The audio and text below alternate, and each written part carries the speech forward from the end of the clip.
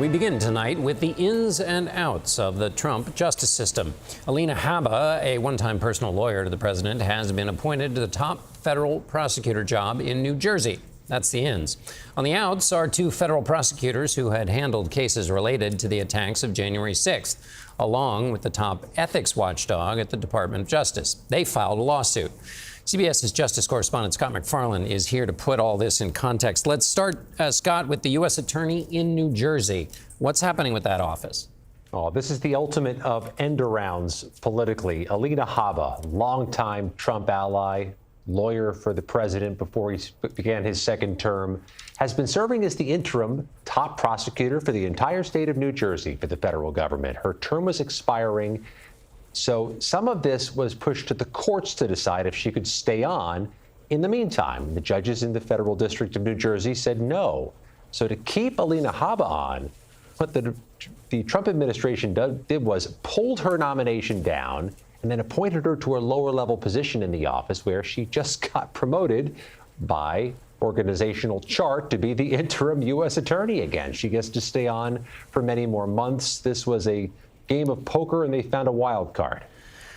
Okay, now to another, this lawsuit filed by these former federal prosecutors. Tell us what that alleges. There's a purge underway inside the Department of Justice. Unequivocally, they have fired dozens of people, including so many with their fingerprints on the January 6 cases. One prosecutor was recently fired who handled those cases, and an office administrator who was part of the team overseeing those cases have filed a federal civil suit saying their terminations were unlawful and that their constitutional rights were violated. They're pushing back in court. It's unclear if it's going to work, but one of those three is a woman named Patty Hartman.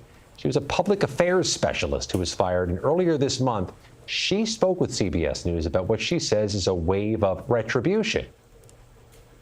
There used to be a line, there used to be a very distinct separation between the White House and the Department of Justice, because one should not interfere with the work of the other. You think that line's gone? That line is very definitely gone. And a third firing was a top ethics official. He's part of this lawsuit also, John. So many people have taken their firings and gone home to find new work. These three are taking it to court. Now, Scott, I want to ask you about 20 seconds left. Emil Bove, another former personal attorney of the president's. What's happening maybe with him on Monday? He's on a fast track to a lifetime judgeship on the Third Circuit Court of Appeals. Former prosecutors are going to spend this weekend, John, trying to rally senators to block it, but they have admitted it's a long shot of long shots.